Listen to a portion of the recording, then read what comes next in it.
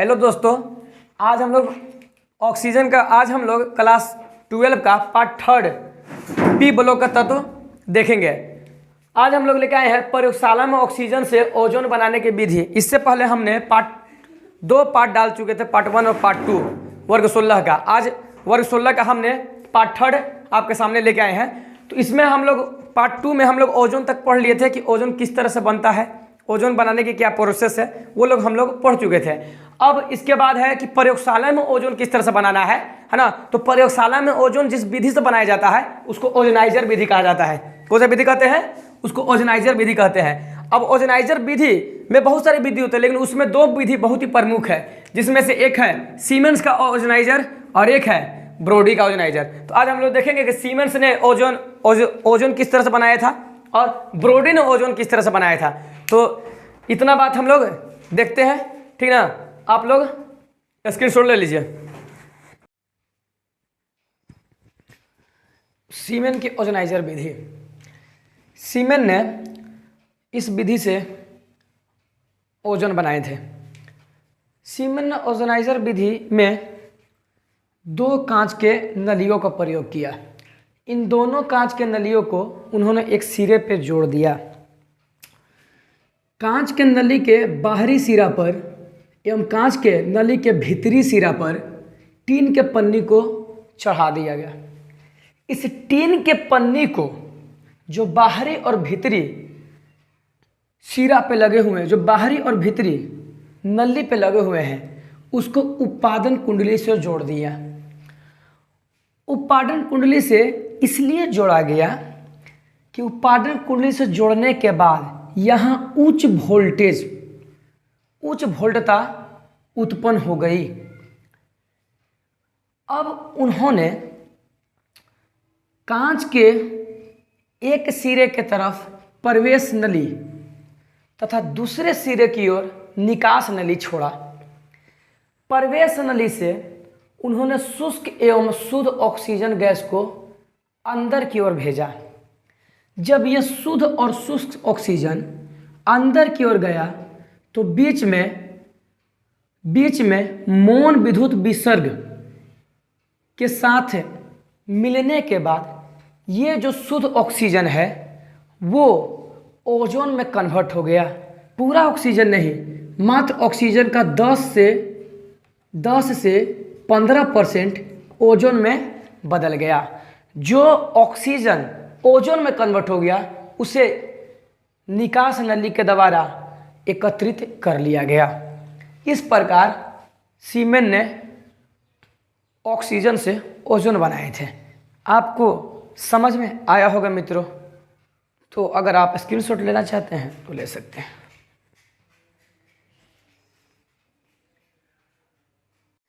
Brodie का ozoniser विधि। अभी हमने सीमेंस का ओजोनाइजर विधि पढ़ा था। जिस तरह से सीमेंस ने ऑक्सीजन से ओजोन बनाए थे, उसी प्रकार ब्रोडी ने भी ऑक्सीजन से ओजोन बनाया था। बस फर्क इतना था कि सीमेन टीन के पन्नी लिया था, जबकि ये टीन के पन्नी के जगह पर H2SO4 अम्ल लिया। इन्होंने सल्फ्यूरिक अम्ल का प्रयोग किया था, जबकि सीमेन ने किसका प्रयोग किया था? टीन के पन्नी का। ये जो हरा हरा आपको नजर आ रहा है, ये क्या है? H2SO4 विलयन है। इस विलयन में ब्रोडी ने तांबे के तार को डुबा दिया। ये तांबे का तार एक इलेक्ट्रोड की तरह काम करता है। इस तांबे के तार को उत्पादन कुंडली से जोड़ दिया, जिसके कारण इस विलयन में उच्च विभवांतर उत्पन्न हो गया। बीच वाले नली से शुष्क ऑक्सीजन गैस को प्रवाहित किया गया, और जब ये ऑक्सीजन गैस यहाँ पहुँचा तो विद्युत धारा के प्रभाव में ये ऑक्सीजन गैस ओजोन में बदल गया, और उसे इस नली के माध्यम से हमने ऑक्सीजन गैस को जो ओजोन में बदल गया है, उस ओजोन गैस को इस नली के माध्यम से बाहर निकाला गया। ब्रोडी ने यही बात बताई थी। तो ये आपके सामने फिगर है और यह ब्रोडी का ओजोनाइजर विधि। इस प्रकार हमने दो विधि ओजोन का देखा, जिससे हम लोग ओजोन प्राप्त किए, एक सीमेन विधि और एक ब्रोडी का ओजोनाइजर विधि। तो इतना बात आपको समझ में आया हो गया। तो अब आगे हम लोग बात करते हैं। अब हम लोग देखेंगे, हम लोग इससे पहले देख चुके हैं कि ओजोन किस तरह से बनाया जाता है। प्रयोगशाला विधि भी देख लिए, अन्य विधि भी हम लोग देख चुके थे। अब यहाँ है कि सर ओजोन परत का क्षरण, मतलब ओजोन परत किस तरह बर्बाद हो रहा है, किस तरह क्षति हो रहा है ओजोन परत का, उसके बारे में देखेंगे। सबसे पहले बात है कि जिस पृथ्वी पर हम रहते हैं उस पृथ्वी के सतह से 20 किलोमीटर ऊपर से ओजोन परत मिलना चालू हो जाता है। हमारे पृथ्वी के सतह से 20 किलोमीटर के ऊपर से ओजोन परत मिलना चालू हो जाता है। अब ये ओजोन परत क्या होता है? ये ओजोन परत हमें सूरज के पराबैंगनी किरणों से बचाने का काम करती है। आप जानते हैं कि सूरज होता है, सूरज के जब प्रकाश आते हैं तो उसके साथ एक हानिकारक किरण, पराबैंगनी किरण, जिसको अल्ट्रावायलेट रे कहते हैं, वो हमारे पृथ्वी की ओर आती है। लेकिन ओजोन परत उस अल्ट्रावायलेट रे यानी पराबैंगनी किरण को सोख लेती है, इसलिए पराबैंगनी किरण पृथ्वी के सतह तक नहीं पहुंच पाती है और इस किरण के दुष्प्रभाव से हम बचे रहते हैं। आज तक हम इसी ओजोन परत के कारण उस किरण के दुष्प्रभाव से बचे हुए हैं। लेकिन अगर इसमें छेद होने लगा, ये अगर क्षतिग्रस्त होने लगेगा ओजोन लेयर, तो एक समय ऐसा आएगा कि वो पराबैंगनी किरण ओजोन से होते हुए सीधे पृथ्वी के ओजोन को पार करके सीधे पृथ्वी के धरातल तक पहुंच जाएगी और जिस इंसान पर या जानवर पर पड़ेगी उसे त्वचा कैंसर या अनेक प्रकार की बीमारियां पैदा कर सकती है। तो ओजोन परत हमें पराबैंगनी किरणों से बचाने का काम करती है। इतना बात तो हम लोग समझ गए। ओजोन परत सतह से 20 किलोमीटर ऊपर होती है। अब ओजोन परत का क्षरण, मतलब ओजोन परत में आपका क्षरण ओजोन परत कैसे हो रहा है, ओजोन परत किस तरह से छेद हो रहा है ओजोन परत में। हाल ही में अंटार्कटिक महासागर में ओजोन परत में बहुत ही बड़ा छेद देखा गया है। तो ये छेद किस तरह से हो रहा है? आज हम लोग अपने लाइफ स्टाइल जो है चेंज कर चुके हैं, लाइफ को ज़्यादा आरामदायक बना चुके हैं। उस आरामदायक के लिए हमने एसी का उपयोग करना चालू कर दिया, हमने फ्रिज का उपयोग चालू करना कर दिया। उस एसी और फ्रिज में एक फ्रियांस नाम की गैस पाई जाती है जो क्लोरीन और कार्बन डाइफ्लोराइड में टूट जाती है। ये क्लोरीन जब इससे एसी या रेफ्रिजरेटर से निकलती है तो वो वायुमंडल में उपस्थित ओजोन के साथ अभिक्रिया करके ओजोन को ऑक्सीजन में तोड़ने का काम कर देती है, जिस कारण ओजोन लेयर धीरे धीरे घट रहा है। और एक दिन ऐसा आएगा कि ये ओजोन लेयर पूरा तरह से खत्म हो जाएगा और पराबैंगनी किरण सीधे हमारी सतह तक पहुंच जाएगी। तो इसे बचाने के लिए हमें अधिक से अधिक मात्रा में लोगों को जागरूक करना होगा। साथ में पेड़ पौधों की संख्या भी ज़्यादा लगानी होगी, उसकी संख्या बढ़ानी होगी और पेड़ पौधा भी हम लोग ज़्यादा लगाएं और वातावरण को बचाएंगे, तभी हम लोग पराबैंगनी किरणों से क्या होंगे, सुरक्षित रहेंगे। तो ये हो गया आपका क्या, ओजोन परत का क्षरण। अब हम लोग गंधक के बारे में देखें। ओजोन हम लोग खत्म कर चुके हैं, तो अब गंधक के बारे में। गंधक का परमाणु संख्या 16 होता है, परमाणु द्रव्यमान 32 होता है। इसका इलेक्ट्रॉन विन्यास आप जानते हैं 1s2 2s2 2p6 s2 3p4 होता है। अब ये जो गंधक होता है इसकी उपस्थिति दिया गया है कि उपस्थिति, तो गंधक जो होता है दो तरह से मिलता है, एक संयुक्त अवस्था में और दूसरा मुक्त अवस्था में पाए जाते हैं। तो गंधक दो तरह से मिलते हैं, संयुक्त अवस्था और कौन अवस्था में, मुक्त अवस्था में। अब मुक्त अवस्था में वो मिलते हैं खास करके ज्वालामुखी क्षेत्रों में। गंधक की अधिकतम प्रधानता धरती के सतह के अंदर है। तो जब ज्वालामुखी फटते हैं तो अपने साथ क्या करते हैं, गंधक साथ लेके आते हैं। तो ये जहाँ जहाँ ज्वालामुखी क्षेत्र है वहाँ पर आपका गंधक का प्रचुर मात्रा पाया जाता है, जैसे ग्रीस में, रूस में, सिसिली में और बहुत सारे एटना ज्वालामुखी, जहाँ पर ज्वालामुखी फटते हैं वहाँ पर प्रचुर मात्रा में आपको गंधक मिलेंगे। उसी प्रकार संयुक्त अवस्था में ये खास करके सल्फेट में मिलते हैं और सल्फाइड एस्क में प्राप्त होते हैं। तो सल्फेट और सल्फाइड एस्क में क्या होते हैं, गंधक प्राप्त होते हैं। इतना बात आपको मालूम चाहिए। अब गंधक का निष्कर्षण कैसे होगा वो हम लोग देखते हैं।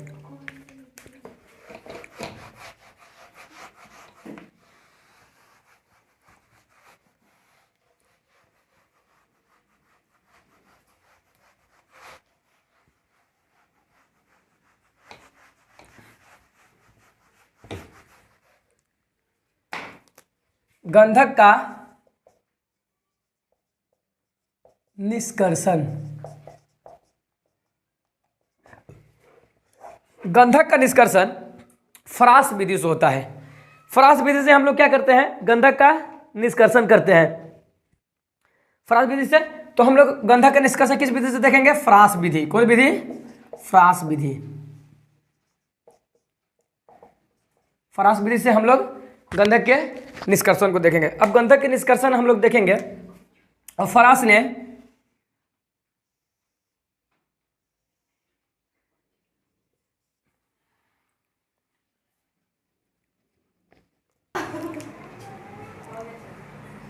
फ्रांस विधि से हम लोग गंधक निकालते हैं। फ्रांस विधि में फ्रांस ने क्या किया था कि 30 सेंटीमीटर व्यास वाले, कितना? 30 सेंटीमीटर, 30 सेंटीमीटर व्यास का छेद किया। कहाँ तक? धरती के धरातल के अंदर तक, और वहाँ तक छेद किया जहाँ तक सल्फर था, वहाँ तक इन्होंने क्या किया? 30 सेंटीमीटर का व्यास का, 30 सेंटीमीटर व्यास का एक छेद किया जहाँ तक सल्फर था। अब इस छेद में उन्होंने तीन नली डाला, 1 2 ये 3, ये 3 नली उन्होंने क्या किया? उस छेद में डाला। इस नली से उन्होंने क्या किया? संतृप्त वायु भेजा, और इस नली से उन्होंने अतितप्त भाप भेजा। ये जो अतितप्त जब भाप गया तो जहाँ पर सल्फर मुक्त अवस्था में थे, ये भाप जाकर उस सल्फर को द्रवित अवस्था में बदल दिया, और यहाँ से अतितप्त वायु इस क्षेत्र, ये पाइप से अतितप्त वायु यहाँ आया, और जब संतृप्त वायु इस क्षेत्र से आया तो गर्म होने के कारण, ये प्रेशर के कारण ये वायु इस द्रवित सल्फर को ऊपर की ओर ढकेला। ये द्रवित सल्फर जब ऊपर की ओर गया तो इस छेद से, इस पाइप के सहारे वो कहाँ गया? द्रवित अवस्था में बाहर आ गया, जिसे हम लोग इकट्ठा कर लेते हैं। इस प्रकार फ्रांस ने सल्फर प्राप्त किया था। इतना बात आपको समझ में आ गया होगा। एक बार और देख लीजिए, हमने क्या कहा? उन्होंने 30 सेंटीमीटर व्यास का धरती के जहाँ तक सल्फर था वहाँ तक छेद किए। उसके बाद 3 नली को उसी छेद में फिट करवाया। 3 छेद, इस एक छेद जिसमें से अतितप्त भाप, जिस पाइप से अतितप्त भाप गया, वो पाइप, उस पाइप के द्वारा अतितप्त भाप जाने के बाद सल्फर को द्रवित अवस्था में बदल दिया।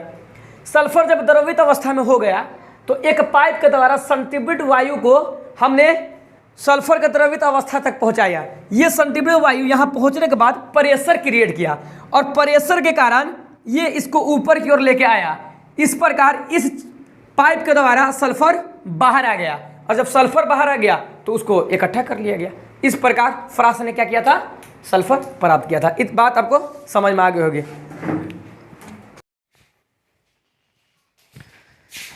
हेलो दोस्तों, गंधक के बारे में हम लोग पढ़ चुके थे। सन की गंधक 2 अवस्था पाया जाता है, संयुक्त और मुक्त अवस्था में। आज हम लोग पढ़ेंगे कि गंधक के अपरूप गंधक के 3 प्रकार का, प्रमुख अपरूप 3 ही प्रकार है। तो गंधक का प्रमुख अपरूप 3 प्रकार का होता है। रोम्बिक, जिसको अल्फा गंधक भी बोलते हैं, एकंताज, जिसे बीटा गंधक भी बोलते हैं, प्लास्टिक, जिसे गामा गंधक कहते हैं।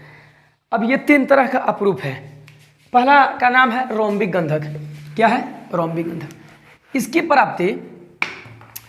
प्राप्ति होती है, रोल गंधक को कार्बन डाइसल्फाइड में घोला देते हैं। घोलने के बाद उसके विलयन को छाने लेते हैं, और जो छाना हुआ विलयन है उसको वाष्पित कर देते हैं। तो वाष्पित करने पर गंधक के क्रिस्टल प्राप्त होता है, जो हल्का पीला रंग का दिखने में लगता है। वही रोम्बिक गंधक होता है।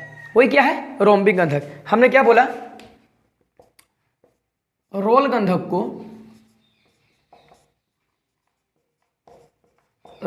को कार्बन डाइसल्फाइड में घोलाकर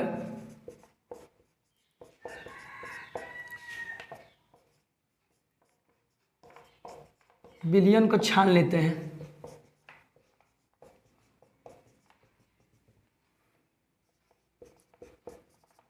छने हुए विलयन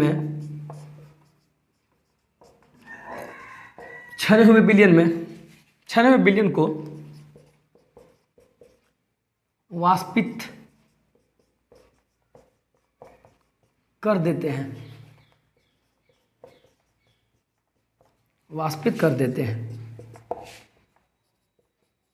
जिससे गंधक के क्रिस्टल प्राप्त होता है।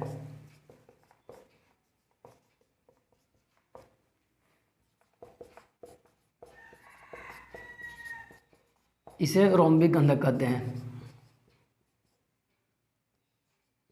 इसे रोम्बिक गंधक कहते हैं, रोम्बिक गंधक कहते हैं।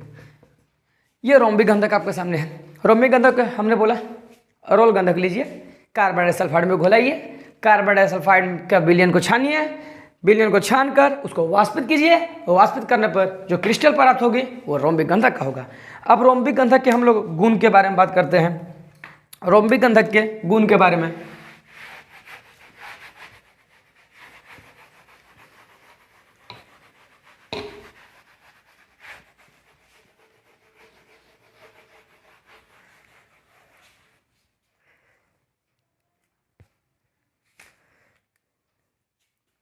गुण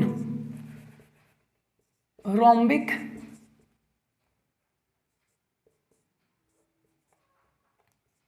गंधक के गुण। रोम्बिक गंधक के गुण, पहला गुण है यह हल्का पीला रंग का क्रिस्टल है।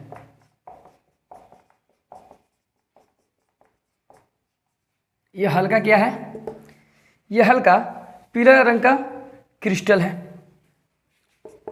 इसका दूसरा गुण के बारे में अगर बात करें, यह जल में अविलय है, जल में अविलय है, परंतु कार्बन डाइसल्फाइड में क्या है? विलय है। कार्बन डाइसल्फाइड में क्या है? ये कार्बन डाइसल्फाइड में विलय, जल में अविलय है, कार्बन डाइसल्फाइड में विलय है। इसका अगर द्रवणांक की बात करें तो 387 केल्विन तथा क्वथनांक जो होता है 717 केल्विन होता है। उसी तरह यह अणु जो होता है S8 के अणु के रूप में रहता है। इसी कारण इसे हम अष्टफलकीय गंधक भी कहते हैं। इसकी आकृति S8 होने के कारण इसके अणु आपस में S8 के रूप में रहते हैं, इसलिए इसकी आकृति कैसी नजर आती है? अष्टफलकीय की तरह, इसलिए इसे हम अष्टफलकीय गंधक भी कहते हैं। और वहाँ इसके जो क्रिस्टल होता है पारदर्शी होता है, मानी आर पार आप इसको आसानी से देख सकते हैं। भंगुर होते हैं, तोड़ देंगे चूर चूर हो जाएगा, पूरा भंगुर होते हैं। इसका जो घनत्व होता है 2.06 ग्राम पर प्रति मिलीलीटर होता है।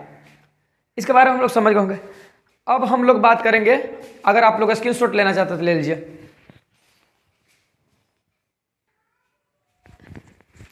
अब हम लोग एकांताश गंधक यानी बीटा गंधक के बारे में देखते हैं। बीटा गंधक प्राप्त करने के लिए एक बेसिन लिया जाता है, उसमें रोम्बिक गंधक को पिघलाकर ठंडा करते हैं। रोम्बिक गंधक को पिघलाकर जब ठंडा करते हैं तो उसके ऊपर पपड़ी जम जाती है। पपड़ी जो जम जाती है उस पपड़ी में छेद कर देंगे। अब पपड़ी क्या होती है? जैसे मैं दूध देखें, दूध के ऊपर मलाई कैसे, दूध को गर्म करने के बाद छोड़ देते हैं ठंडा, तो मलाई ऊपर से कैसे आ जाता है, उसी प्रकार क्या होता है कि रोम्बिक गंधक को बेसिन में जब ठंडा कर देंगे तो उसके ऊपर पपड़ी जम जाएगी। उस पपड़ी में हम लोग छेद कर देंगे, और छेद करने के बाद उसमें जो अंदर का द्रव है उसको निकाल देंगे उस छेद के द्वारा।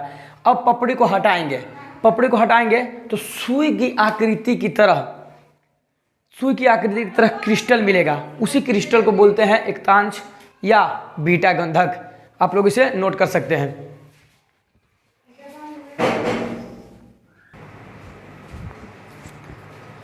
बीटा गंधक के गुण, बीटा गंधक के गुण है ये रोम्बिक गंधक से ही बना है। तो रोम्बिक गंधक से बनने के कारण इसका भी जो रंग होता है क्या होता है? पीला। जबकि रोम्बिक गंधक का हल्का पीला था, लेकिन इसका क्या हो जाएगा? गहरा पीला हो जाएगा, क्योंकि ठंडा करने के बाद रंग गहरा हो गया, तो ये क्या हो जाएगा? गहरा पीला। इस तरह से याद रख सकते हैं। अब रोम्बिक गंधक पानी में नहीं घुलता था, तो ये भी तो रोम्बिक गंधक से ही बना है, तो ये भी पानी में नहीं घुलेगा, कार्बन डाइसल्फाइड में घुल जाएगा। उसके बाद इसका अगर द्रवणांक, जहाँ पर ये द्रव में बदलेगा, द्रव के अंक वो 393 केल्विन होता है इसका द्रवणांक। घनत्व की बात किया जाए तो 1.96 ग्राम प्रति मिलीलीटर होता है। इसके अणुसूत्र भी वही रहेगा, क्योंकि अल्फा से ही बना है। इसका भी अणुसूत्र क्या रहेगा? S8 होगा, क्योंकि अल्फा गंधक से ही बना है, रोम्बिक गंधक से ही बना है। यह 369 केल्विन के ऊपर स्थायी होता है। 369 केल्विन के ऊपर ये क्या होगा? बीटा गंधक में ही के रूप में ही रहेगा। लेकिन अगर इससे ये नीचे आया 369 केल्विन के, अगर ये नीचे आएगा तो ये बीटा गंधक अल्फा गंधक में कन्वर्ट हो जाएगा, अल्फा गंधक में बदल जाएगा। अगर वो 369 केल्विन के ऊपर जाएगा तब तो अस्थायी रहेगा, लेकिन अगर इसके नीचे या इसका ताप आ गया तब ये बीटा गंधक नहीं रहेगा, ये किस में बदल जाएगा, वापस अल्फा गंधक में बदल जाएगा। समझ में आया होगा बात। अब आइए, अब हम लोग बात करते हैं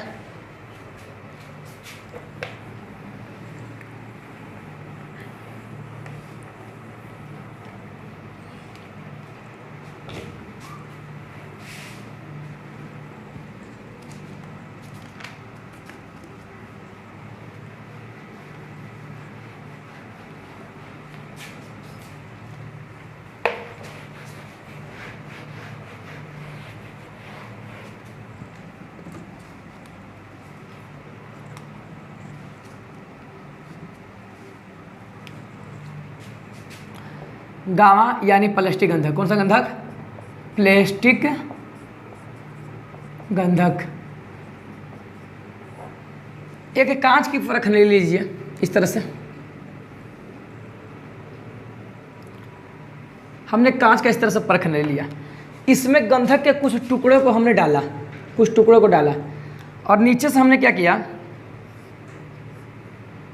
एक बर्नर जला दिया। नीचे से हमने एक बर्नर लगाया इस तरह से, नीचे से हमने आग दिया। ये क्या होगा, ये गर्म हो जाएगा, कुछ गंधक जो होंगे गर्म होंगे, और गर्म होने के बाद ये पिघल जाएगा। जैसे ये गर्म होने के बाद पिघलेंगे तो पिघलने के बाद ये और गर्म होने के बाद उबलने लगेंगे। क्या होंगे, उबलने लगेंगे। तो जैसे ही उबलेंगे इसको ठंडे पानी में उड़ेल देंगे।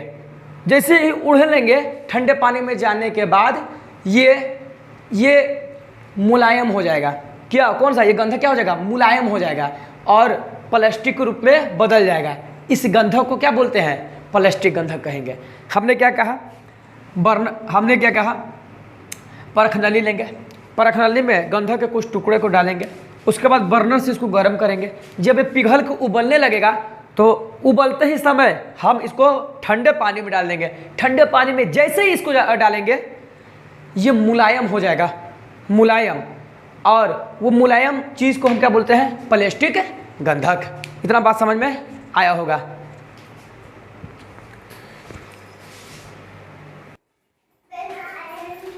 प्लास्टिक गंधक के गुण को अगर देखेंगे तो प्लास्टिक गंधक प्लास्टिक है। आप देखें कि उसको जैसे ही पानी में उड़ेले वो मुलायम हो गया, तो उसके आर पार आप देख तो नहीं सकते हैं, तो ये क्या होते हैं, इसको आर पार ये अपारदर्शी होते हैं। क्या होते हैं, अपारदर्शी। इसमें पहला गुण हम लिखे हैं अक्रिस्टलीय रूप का। इसका कोई शेप साइज नहीं होता है, किस तरह का बनेगा मालूम नहीं है। तो ये क्या होते हैं, ये अक्रिस्टलीय रूप के होते हैं। ये क्रिस्टल नहीं होते हैं, अक्रिस्टलीय रूप के होते हैं। मुलायम होता है, मालूम है मुलायम होता है, लेकिन धीरे धीरे ये अगर हार्ड हो गया, कड़ा हो गया, तो ये अल्फा गंधक यानी रोम्बिक गंधक में वापस बदल जाएगा।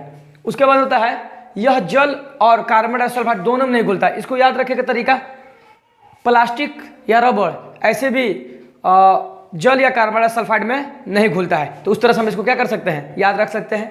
इसका द्रव्यमान स्पष्ट नहीं होता, इसका द्रव्यमान आप नहीं बता सकते कि कितना पर पिघलेगा, क्योंकि किसी का कुछ होता है, किसी का कुछ होता है, इसलिए इसका द्रव्यमान स्पष्ट नहीं होता है। थैंक यू दोस्तों।